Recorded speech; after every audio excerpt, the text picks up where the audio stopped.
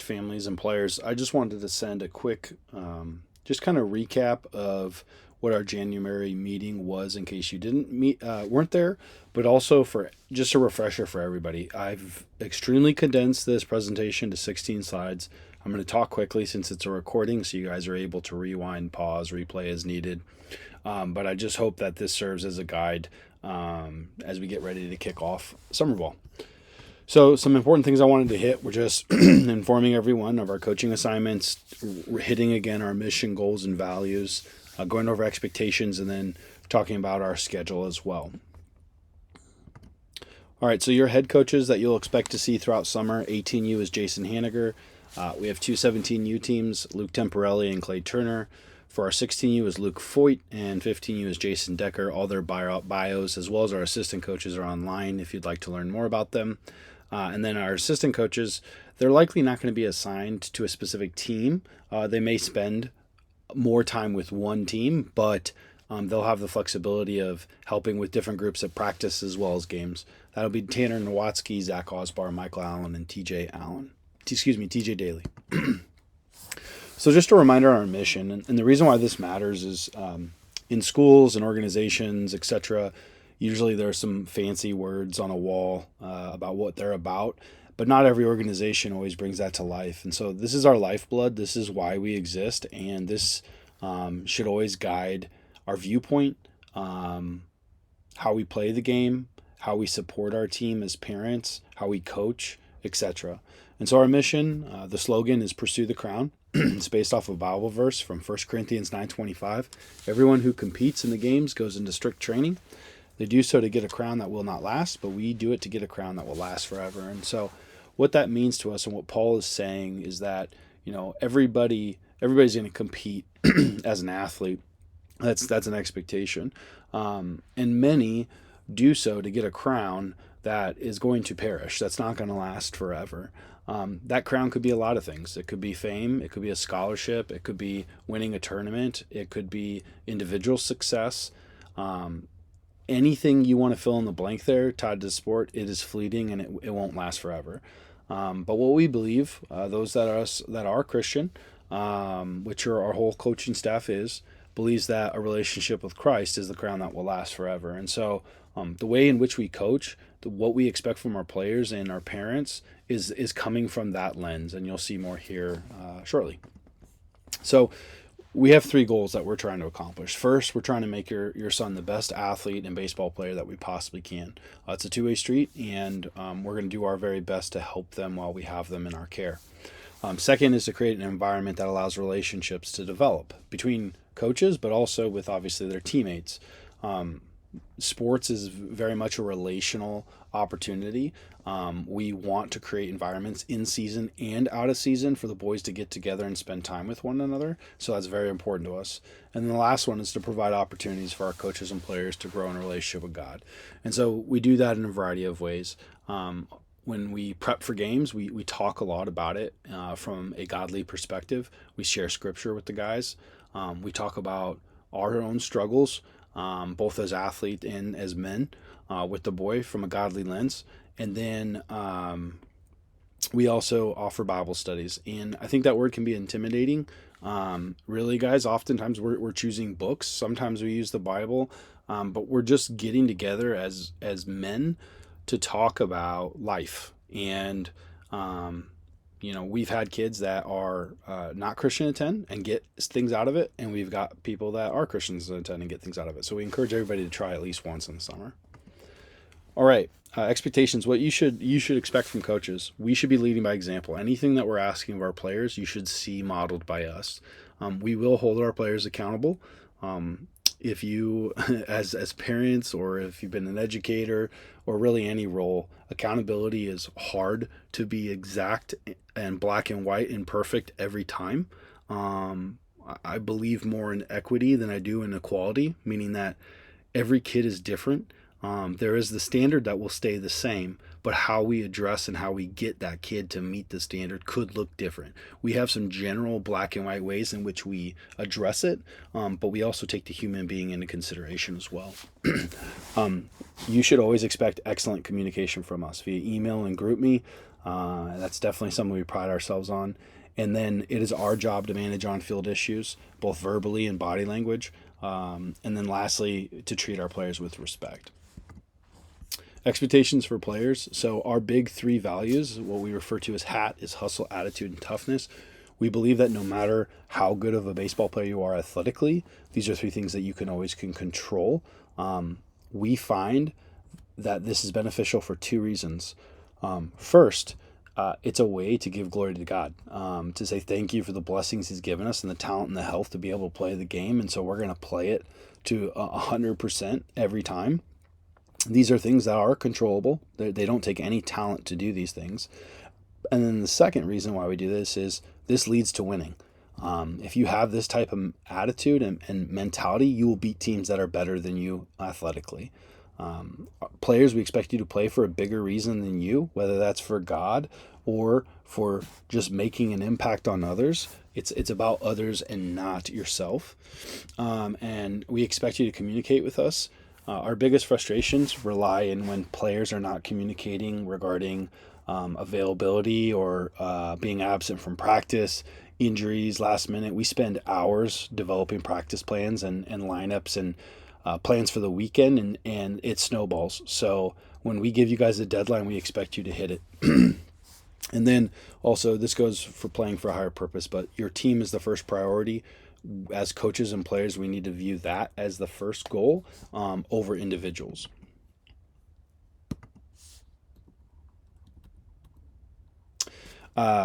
Expectations for parents. So the primary way you can help is encouraging and reassuring your son to communicate with us regarding scheduling, injuries, things of that nature. We'd love for it to come from them. That's harder sometimes for our 15U parents. It's kind of the first time they're starting to have to pull back the reins. But please serve in that role of that accountability with them. You guys all have visibility into GroupMe, and so if you see that your son is not responding, get on him or get with him and encourage him to respond. Support your son and the team at games. Be positive or neutral. Be about us living our values, our mission, and our goals. And don't ride the highs and lows of individual success or team success for that matter. This is a hard sport. And so I encourage you to be focused on what really matters. That goes to the third point there. And then the fourth is this typically, it might be with a playing time issue, but help prepare your son to navigate difficult situations. They're going to have tough times come up with teachers if they haven't already. They're going to have that if they make it at the varsity level. I'm coaching kids right now that play for Impact how to navigate playing time conversations with their coaches. In college, it might be a professor. After college, it might be a boss. So don't carry the burden for them. Guide them. Let them practice with you. Give them the words they haven't yet found, but help them with how to have those conversations. Our coaches, it's an open door policy with kids. They can come and ask to speak with us, and we'll work through any questions or concerns they have, but we always ask that the player come first. If a follow-up meeting is needed with parents, we're happy to do it. This kind of goes with everything, but accountability is huge. And this is not just the coach's role, it's all of our role. As the boys get older, the players start to step up and hold one another accountable, and we want to see that happening. The sooner the better. Parents, it's really easy for negativity or sourness to spread. And so some of you are just going to be getting to know each other for the first time, so that's hard. But there is a way to lovingly hold one another accountable and just remind each other of our missions and values. It's extremely important. We've had years and years of great families and great success, and that's due to us holding true to our mission, value, and goals. I meant to scale this down a little bit, just some quick reminders. The minimum playing time expectation is at least one start per weekend. Everything beyond that is performance based. So, sometimes we play 4 or 5, could be 6 or 7 games in a weekend. The guarantee is at least one. Everybody's going to give in at least an opportunity. From there, the coach has to make the best decision they can regarding the team's success, because ultimately most of the tournaments we play in, the more games you get to play are dependent upon how successful you are. Our teams, I mean, if you think about it from a college playing time perspective, and college rosters are tiny. And it's really, really important that the boys learn to fight and grind and earn more playing time, because otherwise they will not be prepared to play collegiately. Some universities carry 60 to 80 guys for really 15 to 20 that actually play. And so the sooner they learn a competitive spirit and how to navigate difficult situations, the better. Just some ways that we hold ourselves and one another accountable for players. We run polls. This is always tied to hustle attitude and toughness, things that are within our control. Coaches run alongside with the players. We rarely have to do this, but if cussing or throwing of equipment or things like that, we can pull a player from the game and bench them. Could be a multiple game suspension if needed, and then ultimately removal from the team. Usually it stops at 1 and 2. Coaches, people hold us accountable, again, by running polls. We're held to the same standard. And then also our mid-year evaluations. When you do those, you may feel like it's a little soon, but it's truly about halfway through our summer. And I don't want end of the year evaluations. I want to know how things are going. So if there's things that we can address and fix and improve upon, we want that information along the way. Lastly, parents, I've clearly laid out what the expectations are. One thing I did not hit was, or I just want to reinforce, there is to be no negative interaction with other parents, with the umpire. It is either neutral or positive comments only.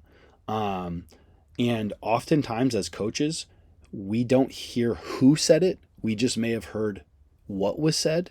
And in those instances, rather than causing a big scene, we'll just get into GroupMe and just remind everyone. That's kind of our reminder of, hey, we're hearing it, we'll stop. If I know who it is directly, I'll either have that conversation with them or I'll send them a direct message. Again, I think it's important to honor one another regardless of the choices that we made, and try to keep that as private as possible. But if things don't get improved, we're going to ask you to leave. And if you don't leave, we're going to ask the players are going to be removed from the game. So usually it never gets past the first step of reminder. So we thank you for that. I want to give you a quick update again on schedules. So I'm going to go to our website here, and it looks like I have too small of a screen right now, so I'm going to do my best. At the top of the page, there's a schedule button. When you click on schedule, you're going to come to a calendar, and everything is listed here. I try to start by team, and if for the 17, I put the name in front, but like when you click on here, it shows who it is, where and what time, the location, and there could be details listed. So an example might be, Creekside, it's a turf field, no seeds, metal, or gum, gate fees, metal bat tournament. So this is a helpful tool. It's helpful to be able to see the whole program, especially if we ask you to play for multiple teams as needed, and get a perspective of what's going on program-wide. If you would rather search directly on your team, you go to rosters. You can then click on the team you want to see.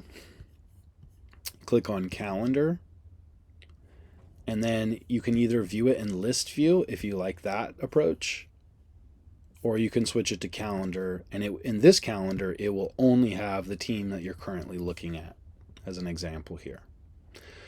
What I want you to know is this will be updated through the end of May, and then we may not touch it that often throughout summer. Our main communication will be through GroupMe.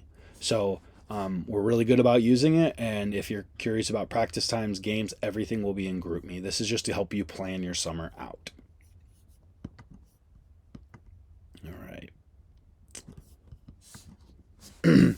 So a reminder on ministry and fellowship. So I talked a little bit about both of these. Bible studies will be on tournament weekends. It's all optional, but we really encourage you encourage you to encourage your boys to at least try it once, regardless of what their faith is. Communications and media. So at the website, you'll find your schedule, your roster, commitments from our senior class. GroupMe, we'll use it for all communication. We will use it for schedule updates. We will post statistics in there. It will be our main tool of communications for parents and players. Twitter, if your player has not created an account yet, I highly suggest doing that. And I gave some good advice in the January slides that we had at Newmark on how to create a Twitter profile. And we do players of the game. We'll do lineups before the games. We'll post them there, so you'll see what to expect when you're arriving to the game. And I highly suggest you create as parents, but also as players, an account. And one thing that's super helpful, I don't know if it will let me do this here for you guys, but let me show you guys something. If you go to Impact's profile and you click on these three dots, you can hit, I think it's because I'm already following them. Let's do just something random here.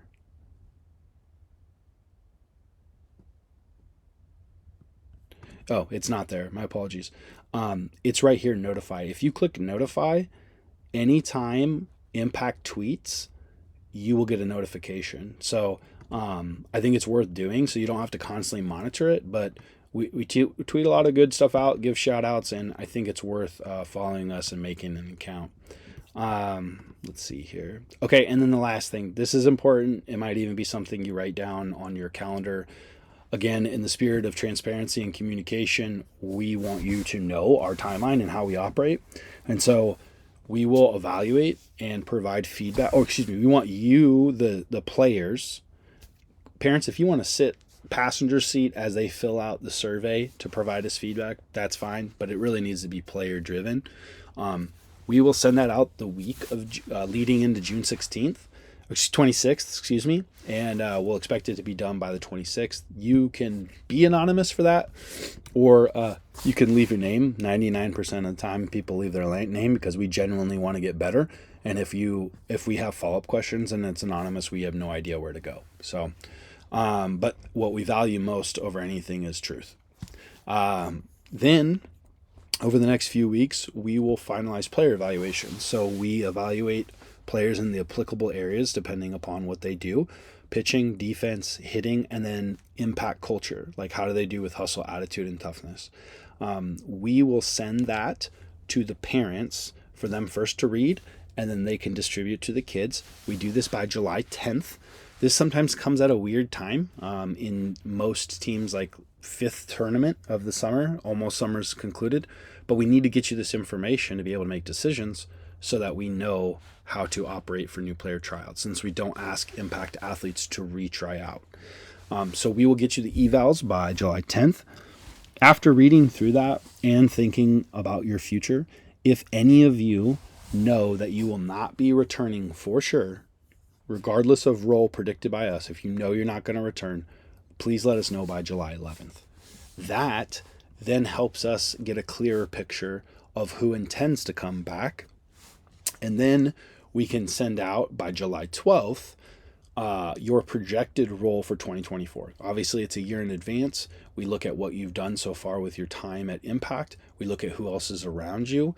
We look at your strengths and where we feel like you're headed if it's a collegiate opportunity, where you're best suited from that manner. And we project the role that we're offering you at that point in time. You have 2 days to then think through it, process it, potentially talk to coaches if you need to, visit as a family, but commitment, registration, and deposits, non-refundable deposits, I'll go ahead and add that,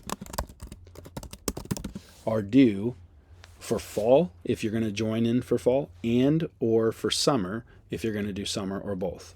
That's due by Friday, July 14th.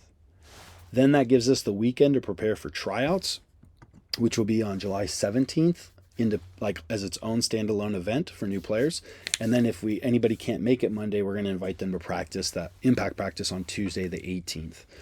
So the goal is to have our rosters finalized by the last week of July. I want to thank you guys for taking the time to listen to this. As always, reach out. This is a transition point where much of your communication has been with me. Please begin to communicate directly with your coaches. You can do so through GroupMe. If you want their email or their number, you can reach out as well. You can send direct messages in GroupMe though, and that usually works out pretty great. If you ever want to copy me on something, that's fine as well too. So thank you guys. We're excited for an awesome summer, and yeah, thanks for choosing Impact.